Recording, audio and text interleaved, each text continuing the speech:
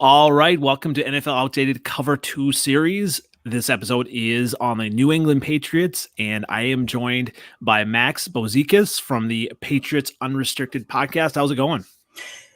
Good. Thank you for having me. I appreciate being on here. Absolutely, and it's probably a good time. The Patriots had a good week, right? Oh, absolutely. They did. By far the best win of the season. I'm really happy we're doing this now and not, 2 weeks ago, when they came off of a loss to Dallas. Last week they beat the Jets pretty bad, but that doesn't really tell us anything. You know what I mean? This Chargers win. This was the first win of the year that really showed us something about this team because the Chargers are one of the best offenses in the game. Justin Herbert's one of the best young quarterbacks in the league. They have weapons all over the place. Keenan Allen, Mike Williams, Austin Eckler. The Patriots pretty much locked them down. I mean, they gave up one really bad touchdown at the end of the game, but that was kind of in garbage time. It didn't really matter. So for most of the game, the defense played really well. The offense was kind of iffy, especially in the first half. Second half, they did just enough to move the ball, keep the clock moving. Big time drive there at the end by Mack and the offense to go up by 10 points. That was really the difference maker right there.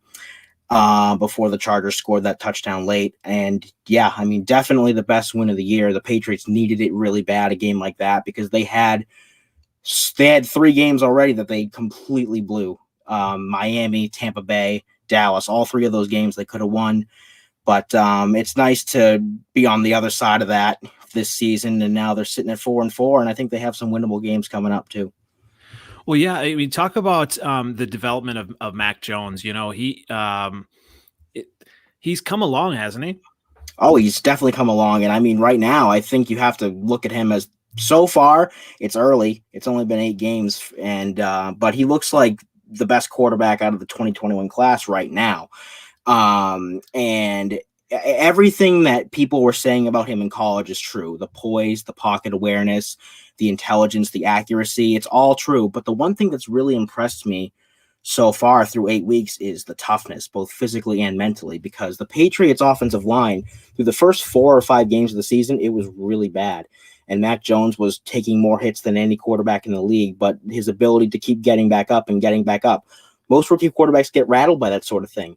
And it really hasn't affected the way he's played. I mean, obviously he's a rookie. He's going to make mistakes, right? But I've been very impressed. And not just the physical toughness, but the mental toughness as well. I'll give you an example. Against Dallas, ultimately they did lose the game, but they were up late with a chance to put the game away, and he threw a pick 6 to Trevon Diggs, throwing it to Kendrick Bourne. Diggs jumped the route, picked it off, took it back to the house.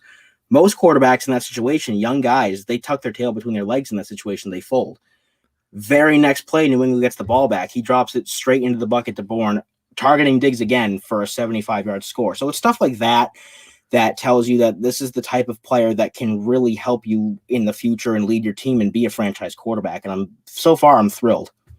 Well, and how much of that is, obviously you see the development, but how much is that on him and going back to Belichick and how he prepares his quarterbacks? I mean, is it a little bit of both, or?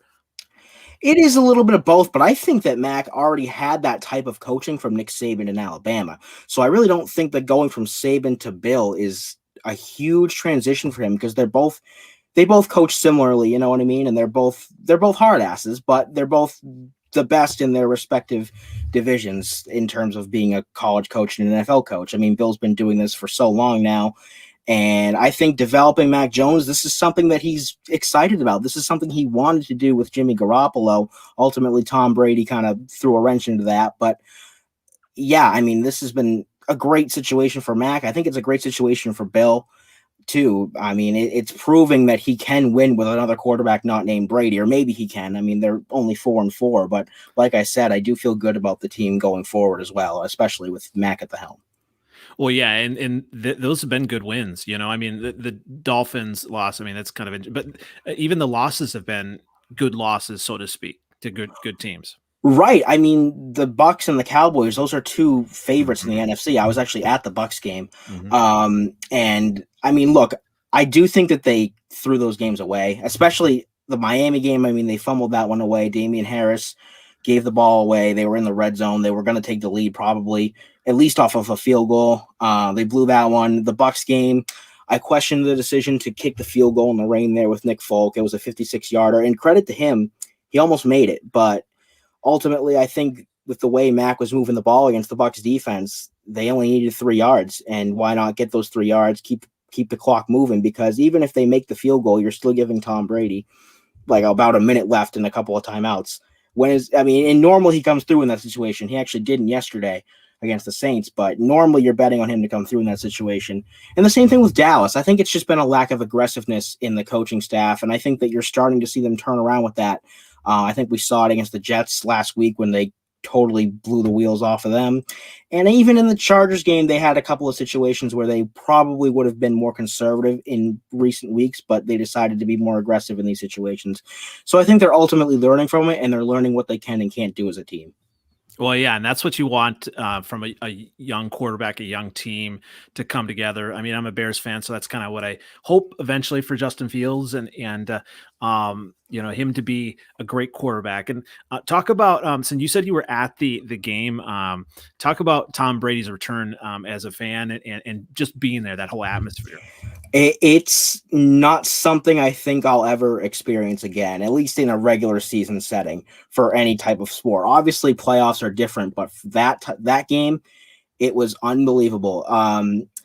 And really, the thing is that, yeah, when Brady originally came out of the tunnel, I mean, everyone was cheering, everyone was loud, applauding.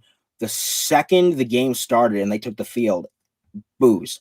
And all game it was booze. And I was booing too. I love Tom Brady. Look, I'm still Team Brady for life. But that game, they were the enemy, and he was too. So that was just an incredible atmosphere. And I'm very upset that they didn't pull that game off. But ultimately, I wouldn't trade the experience for the world, regardless of the result, because it was incredible. Well, yeah, I mean, you couldn't really write it up any better, I mean, with the rain and just, back and forth at the end, it was just, you just really couldn't write it up any better. No, you couldn't. And the thing of it is, and people will forget this because the Bucs ultimately won the game, but Mac outplayed Brady. Brady really didn't play that well. Mm-hmm. He missed a few throws. Mac moved the ball pretty well in the passing game. The Patriots only ran the ball 8 times that game, because the Bucs run defense is elite, obviously. Mm-hmm. We know this. But yet the way that he stepped up in that situation, that's another mental toughness, right? Like I said earlier, that's another situation where the pressure on Mac Jones in that game was immense. And I think he came through fairly well. I mean, it was a low-scoring game, but the way he played, I had no complaints about it.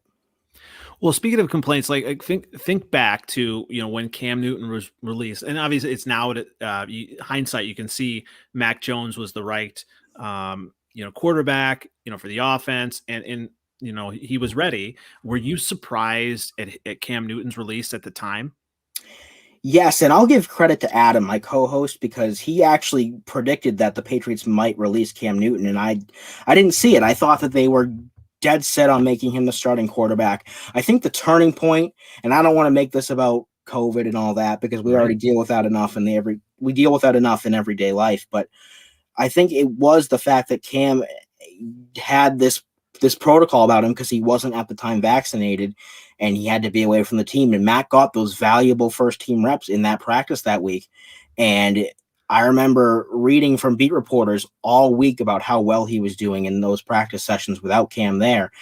And I think that was the turning point, really, because I think the Patriots were more than happy to go into the season with Cam Newton as their quarterback. So, yes, I was surprised. Adam really wasn't, and I give him credit for that, for calling it. Yeah, I mean, and talk about kind of those extra practice reps. Was it kind of like connection with the receivers, or was it just kind of the command of the offense, or what were you hearing about that? It was definitely command of the offense. I think Mac is still working on chemistry with some of these guys. Mm-hmm. I think the chemistry with Jacoby Myers is there. I think it's growing with Kendrick Bourne. Nelson Aguilar, it's been iffy, especially early in the year, but I think that they're working on that and improving that as well. But just the way he commands the huddle, and the way that he's a very good leader, more than you would think, because he's a quiet kid. Mm-hmm. But I mean, I think this team has rallied around him in these first few weeks of the season, and I expect that to continue. Absolutely. And talk about the wide receiver core a little bit. In fantasy, it's hard to really figure out what's going on, but you've got Kendrick Bourne having some good games, Jacoby Myers, and then and what's the deal with N'Keal Harry? Well, going back to the fantasy comment, if you're talking fantasy, I don't think you want to touch the Patriots receivers unless it's Jacoby Yeah, Myers in a PPR. But yeah, N'Keal Harry has been. It's the situation's odd because there was the trade request in the offseason. Nothing ultimately came of it, and I mean, I wasn't expecting anything to come of it because what were teams going to offer for him?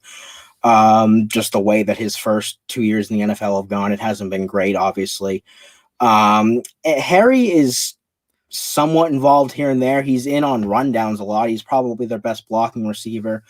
Doesn't get super involved in the passing game. I'm not sure how much I expect that to change. I mean, he's fifth on the pecking order, right? With Myers, Bourne, Aguilar, the two tight ends, Henry and Smith. There's just not really a lot there for N'Keal Harry at this point, which is unfortunate. But I think if he was going to earn opportunities, he would have done so by now. absolutely. Now, is Myers, is he the number one receiver, or I mean, do they not really have a bona fide number one? I don't think they want to have a bona fide number one, but I think Myers is the de facto number one right now.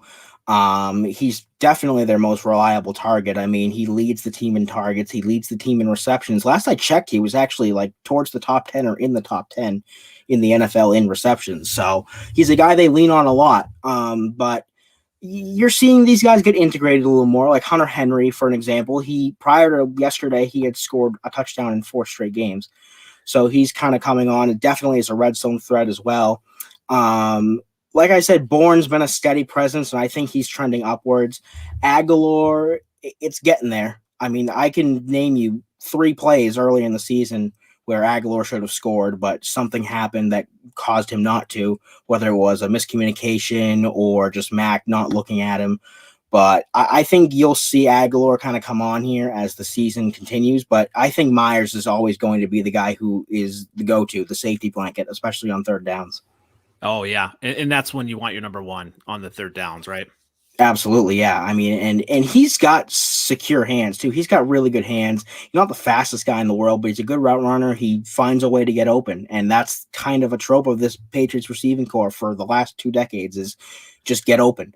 And I mean, it's kind of like Julian Edelman or Danny Amendola or Wes Welker, although he's not as good as Wes Welker, obviously, but he's comparable to those guys who they just find a way. Maybe they're not the most physically talented guys, but they find a way to get open. And is Bourne similar to that, or what's his? Who would you compare him to? Bourne is somewhat similar to that, yeah. I mean, him and Myers, their play styles are similar. I just think Bourne is still getting kind of acclimated to things here. Yeah, It is week 8, so at this point, you're hoping that he continues to trend up. He's been pretty good. I mean, I think Mac is starting to rely on him a little more. He had a kind of a rough game yesterday. He lost a fumble and got benched after that, but prior to yesterday, I mean, he had been kind of coming on. Like I said, the Dallas game where Mac trusted him on that deep throw for a touchdown. Yeah, he's becoming a reliable guy. I still think he's solidly behind Myers and maybe Hunter Henry as well in the pecking order. But he's the guy that they're starting to rely on more. He's similar to Myers in that he's got reliable hands. He's not the fastest guy or the quickest guy, but if you need 5 or 6 yards, he's going to get it to you. absolutely, and that's what you need. And speaking of kind of coming on, you talked about Hunter Henry, and I've been trying. It's kind of been a rule of mine in fantasy just to stay away from any Patriots players other than the defense. The last few years. But when they signed Hunter Henry and Jonnu Smith, were you surprised by that? No, I was surprised that they signed them both. Right. I was expecting one of them. Like I figured they were going to get a tight end, but once they signed Jonnu, I had ruled Henry out. But then the next day they signed Henry too, which was surprising to me. As far as how they've played, like I said, Hunter Henry's been trending up. Had a quiet game yesterday, but prior to that, like I said, had been scoring a lot. Jonnu he's been underwhelming, sadly. There's still time, obviously, for him to get more involved, and I think the flashes are there. And he's as advertised. He's good when he's got the ball in his hands. It's just a matter of finding a way to get the ball in his hands. And is he kind of better at blocking, or is Hunter Henry better at blocking, or I mean, is Hunter Henry almost like the whole package, or? Henry historically has been the whole package, yeah. And Jonnu, I wouldn't say is just a useless blocker, but it's not. You would rather him split out in the slot or something like that, and rather than line him up in line. But the Patriots really they haven't made Jonnu a focal point yet this season. I don't think. Right. So whether that'll change, I don't know. It'll depend on the team they're playing and the matchups they like. That's really what it comes down to. That's what they game plan for every week. It's not going to be the same thing every time. Well, speaking of another group that's been hard to figure out over the years, and is the running backs, and Damian Harris, he's kind of become the focal point. I mean, now Brandon Bolden's come on a little bit, or he's always been there. Talk about like the emergence of Damian Harris and maybe some of the other younger running backs as well. Yeah, so Harris, I think you saw it last year. I think that he proved last year that he's one of the better runners in the NFL. And this year he's only reinforcing that. He's the clear bell cow. And that doesn't mean he's going to get all the touches, but he's going to get most of them. As far as the other backs, so Ramondre Stevenson and J.J. Taylor, they have been battling it out for that final roster spot on game days. And I think it depends on Ivan Fears, the running back coach, did say that it depends on who shows more in that week of practice. Because Ramondre Stevenson, I remember week 1, he was bad. He fumbled the ball and he got blown up in pass protection. We didn't see him again until week 5 against Houston. But then against Dallas, he stepped up. He had 5 carries for 23 yards and 3 receptions for 39 yards. He looked good. And so I thought, okay, they're going to start getting this guy involved now. And then the next week he was a healthy scratch, and J.J. Taylor played and scored twice. So really, I think it's these two are going to iron sharpens iron, right? These two are going to build each other up by competing. I think they're both going to have relevant roles on this team in the future. But right now, with Brandon Bolden still in the fold, James White, who was originally going to have a role for sure until he got hurt against New Orleans, it's not quite there yet, but both of those guys I'm excited for in the future. And as far as Brandon Bolden, he's predominantly a special teamer, but he's been thrust into this third down role because of James White's injury, like I just mentioned. Yeah, absolutely. Well, talking about some other strengths of the team in the past, the defense has been a strength. Is it still kind of a strength? Absolutely. They haven't been incredibly consistent, but when they're on, they are one of the better defenses in the league. You saw it against Tampa Bay. You saw it against the Jets twice, which, I mean, it's the Jets. Right. They're supposed to play well in those games, but you also saw it against the Chargers. This defense is one of the better units in the league, I think, at least a top 10 defense, and it's led, obviously, by Matt Judon, who has been by far the best acquisition on the year for the Patriots, so far anyway. 8 sacks, leading the team in pressures and hurries, and just an incredible year by him. And talk about some of the other defensive players that are going to be important, like this year and going forward also. So like Van Noy and McCourty. Van Noy, yeah. The linebackers, they've completely revamped. In the offseason, Dante Hightower came back from being off for last year from COVID. Van Noy, they brought back from Miami after he got released. Jamie Collins, they just brought back. To tell you the truth, it's not as exciting as it sounds. It's not as exciting as it was in 2019 when that unit dominated. Hightower's a step slower, that's for sure. And I think Van Noy is too. Collins is still kind of getting acclimated here. I mean, he's been in the system before, obviously, but they really just haven't been playing him as often. So hopefully we see more of him as the season progresses. But as far as the rest of the defense, the secondary has been up and down. J.C. Jackson is a really good corner. Jalen Mills has been up and down. Gave up a touchdown yesterday. Gave one up against CeeDee Lamb to lose the Cowboys game, which I don't totally blame him for because the defense was on the field for 70 plays. They were gassed. But he's been kind of They lost Jonathan Jones, their slot corner, one of the more underrated players on this defense for the last 4 or 5 years, to a shoulder injury. He's out. Miles Bryant has stepped up in his absence, and he's played really well. One guy I've been increasingly excited about is Christian Barmore, the defensive tackle. He has really come on the last few weeks. He's earned more playing time. He played really well against Los Angeles and is really bolstering their interior pass rush. So I'm excited to see him continue to improve. Yeah, out of Alabama, right? Yep, out of Alabama, second-round pick. I thought he should have gone on day one. So I was really happy when the Patriots made that pick. So, like the defense, would you say kind of the secondary is the weakest part of the defense then, or? No, the secondary is not a weakness. It's not consistent either. But when the secondary is playing well, they play really well. You saw it yesterday. They really made Justin Herbert look ordinary.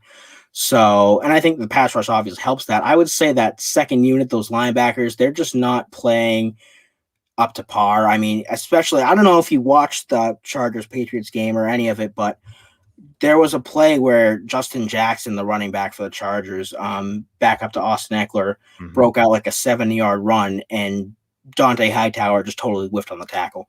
So I really haven't been impressed by the linebackers on that second level, especially against the run so far this season. Yeah. Well, it's interesting. You kind of look at the defense and the last few years, yeah, it has been a calling card, and you see. I mean, is that a little bit about like coaching and kind of scheme wise, or I mean, is it players?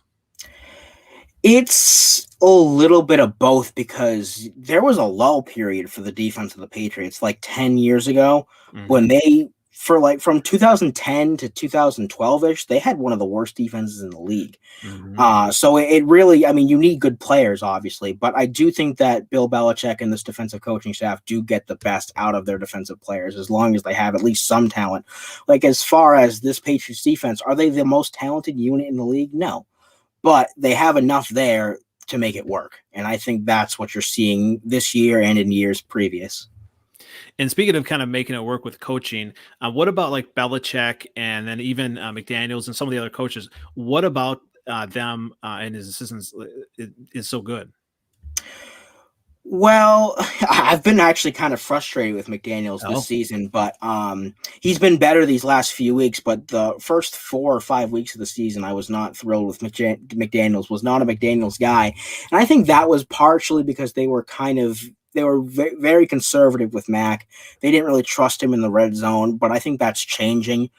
That's something that's trending upwards these last couple of weeks is they're actually trusting him to make the right reads in the red zone, and they're putting up more points as a result of it. So I think it's just a part of them getting acclimated with their quarterback. And as far as the defensive assistants, so it's interesting because Steve Belichick is supposedly calling plays on defense, Bill's son. To tell you the truth, I'm not sure if Steve Belichick would be coaching an NFL team if it wasn't for Bill, but for what it's worth, I don't think he's been terrible. Gerard Mayo's on the staff too. So former player. Yeah. He was really good as a player actually. And I mean, I think Bill is really still the genius behind everything, especially on the defensive side of the ball. I think he's kind of hands off with the offense and lets McDaniels do his thing. But I definitely think Bill is in Steve's ear a lot. And I think that's why the defense is still so good because Bill is a defensive coach, really more defensive and special teams. I mean, he's all around, you know what I mean? I mean, he's involved with everything, but I think, like I said, he's a little bit more hands off with the offense. He kind of lets Josh run that unless there's something going really wrong. Defense and special teams though. And that's where they've been really good these last few years. And that's still because of Bill more than anything else. And speaking of that, you got the past assistants and, going on to other, jobs and they don't seem to do well. I mean, is it just because it is Bill in his system or, why can't these other assistants take it somewhere else and kind of recreate it or at least, have some success? It's a good question. I wish I knew, but to tell you the truth, I thought that the Dolphins had something with Brian Flores, former defensive assistant. I think he was technically the defensive coordinator in New England for a minute there, but this season they've completely fallen off. I think part of it is just it's a leadership intangibility that they don't have that Bill does, and Bill really knows how to communicate and assess his players, and he knows how to coach up different guys. I don't think those guys know how to do that. I mean, I think of Matt Patricia. He was a disaster in Detroit, just a complete disaster. Joe Judge in New York, that's not going super well either. So I think those guys just lack the leadership quality that Bill does. And I think that's the reason why you see them struggle, is because they may know X's and O's very well, but they don't have the same type of ability that Bill does to really connect with his players. Yeah, absolutely. Well, I'm gonna go ahead. I want to play a little bit of a game here. You ready for a game? Sure. Okay, it's called the overreaction game. Oh boy. All Okay. right, so I'm going to give a statement here, and you're going to see it, and I'm just going to go ahead and react how you want to. All right, so we could probably even change this one now. I'll give you overreaction number 2 first, and then I'll change number 1. All right, so overreaction number 2: Bill Belichick is an average coach that needed Tom Brady. No, no. Now, if you want to talk about these last couple of years and who mattered more, which I think we still need to wait to have that conversation. Obviously, the Brady looks way better right now, especially since they won the Super Bowl last year. But average coach, that's a little too harsh. Is Bill the best coach in the NFL still? I'm not sure. I'm honestly not sure. I think we need to see the rest of the season and how it goes, because the Patriots normally they need to, even under Brady, they needed a couple months to really start hitting their stride. And here we are in November now. So we'll see what happens with this Patriots team at 4-4. Will they sink or swim? If they sink, then yeah, I think this question gets a little bit of credence. But if they keep going, they make the playoffs, then no, I don't think that's true at all.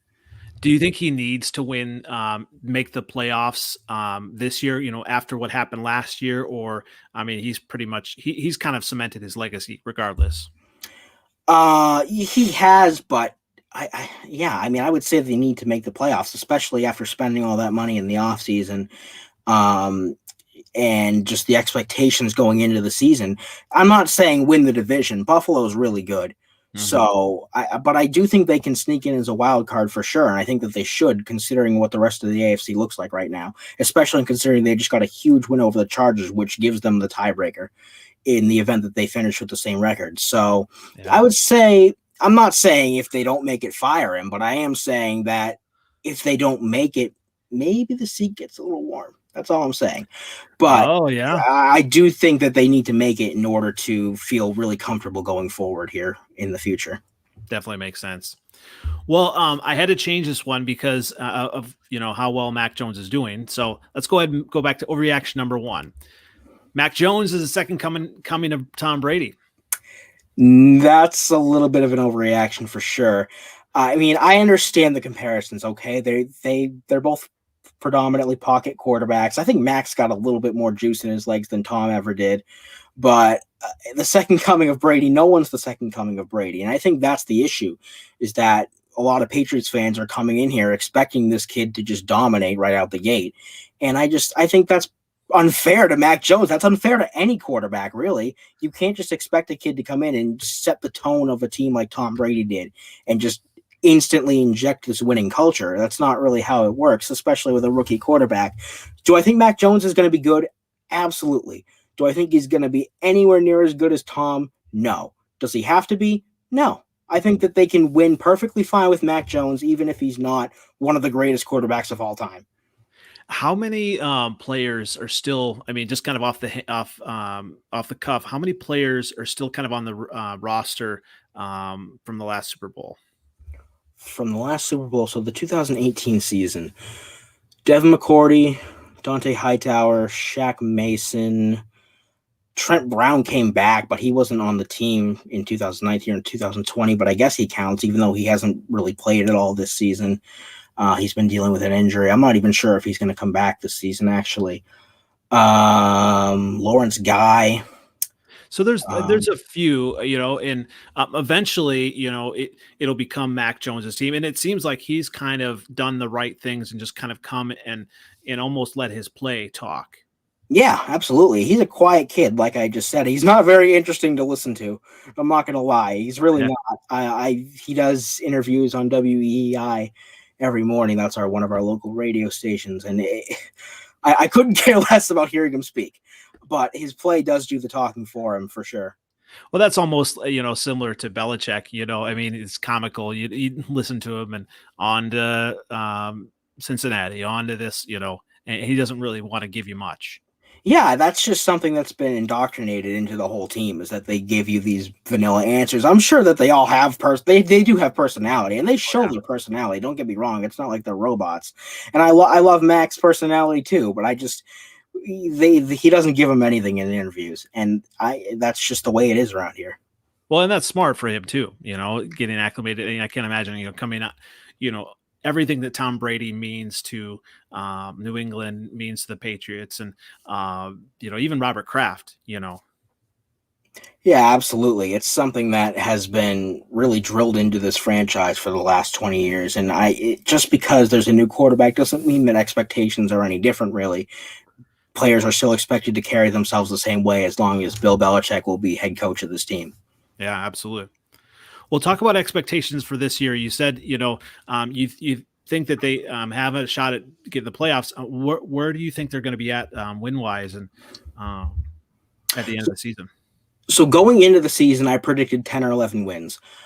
11 wins is tough at this point. They would have to go 7-2. I don't think that's going to happen. I think there's still some tough games on the schedule. I could see them going 10-7 or 9-8.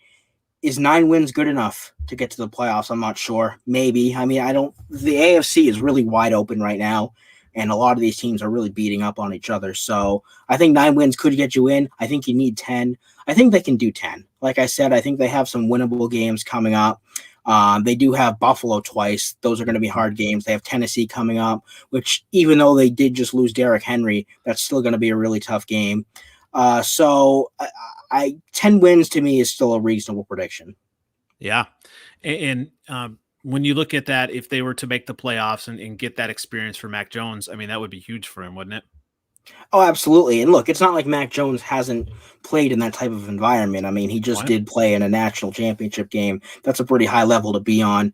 And in a way, like I mentioned earlier, I think that the game against the Bucks kind of helps him prepare for that, because that was really a playoff environment. Yeah, I mean, Absolutely. that the amount of juice going into that game from the fans and the media hyping it up, that was a playoff environment type of game. And so I think that it's going to be a good experience for him, but I don't expect him to crumble in a playoff game. I really don't. I think that he's one of those guys who's going to be able to rise to the occasion. Do you think he's, when you look at the rest of the quarterbacks, that he is the best in the class? Right now, yes. As far as going forward, I think the physical ceiling of a guy like Trevor Lawrence or a guy like Justin Fields, they could end up being better. But I think where Mac is mentally gives him an edge right now. And I think mentally, quarterback is as big of a mental position as it is a physical position. You don't need to run around in the pocket and make these crazy sidearm throws to be good. And Mac Jones doesn't do that. He's still good. So I think he's got a shot. He's playing the best right now, and I don't see why he can't get better. Yeah, and especially in that system, they're going to put him in the right positions, and that's what it takes too. Kind of a mix of good coaching and good makeup as well as a quarterback. Absolutely, and it's the system, and it's also his ability to not make a bad play. I mean, and look, he is a rookie, so occasionally he'll make a few bad plays, but even when he does, he shakes it off. It doesn't phase him, and that's what I love about him, is that coming off a bad play, he almost forgets that it happened. But he's very smart with the football, and that's what they want in this system. That's what McDaniels wants. That's what Brady was, and that's what I hope Mac Jones can continue to be. Absolutely. Well, thinking of forward to what the Patriots want in the draft, what do you see as some of their draft needs going into next year? So offensive tackle would probably right now be my number one. Um, so last year they drafted Mike Onwenu, who was originally slated to be a guard. They took him in the 6th round. He's been awesome. I could see him being a long-term option at tackle, maybe on the right side, but that would leave an opening on the left side where Isaiah Wynn currently sits, and he hasn't been very impressive to me this season. And even in seasons prior, when he played, he showed promise, but he always got hurt too. He missed his entire rookie year. He missed part of 2019. He missed parts of last year too. You need to be reliable at left tackle. And I'm not sure if Trent Brown's going to be here beyond this season either, and he hasn't even really played yet. So I would be looking at offensive tackle as a number one need. I think they're going to end up needing a free safety because I think this might be Devin McCourty's last year. And if it's not this year, it's going to be next year. He's pondered retirement for a couple seasons in a row now, and that one's going to hurt. I love Devin McCourty. Yeah. But those are the two positions I'm really looking at, maybe corner as well, because the J.C. Jackson situation hasn't been shored up yet. They haven't signed him to an extension. There hasn't really been a ton of discussion on that front as far as I'm aware. So those three positions, I think, are the ones that you really want to look at. Yeah, absolutely. I mean, defense is, and those aren't necessarily the sexy picks. The sexy picks are the quarterback. And, I mean, were you surprised initially when they did take Mac Jones? I mean, did you think they would go with a different quarterback at that time? A part of me was surprised because I thought the Patriots would do this classic thing they do every draft night, almost every year, where they outsmart themselves and they take a guy that they shouldn't take. And this is something that everyone has been very critical of Bill Belichick about, is his drafting. It hasn't been good recently. I mean, this rookie class looks promising. Last year, I think that's looking pretty promising as well. But I mean, I think of the few years prior to that, it wasn't good. And so was I surprised when they took Mac Jones? Kind of, yes, because I figured something like that was going to happen again, where they would try to take someone at some other position, like maybe a guard or a safety or something like that, and then try to take one of those quarterbacks on day two, which I hated and I was dreading. But yeah, when they took Mac Jones, I was very excited. I thought that they might get Justin Fields because he was slipping too, but he ultimately ends up with the Bears. You guys traded up. We get Mac Jones without having to move, so I'm not upset about it.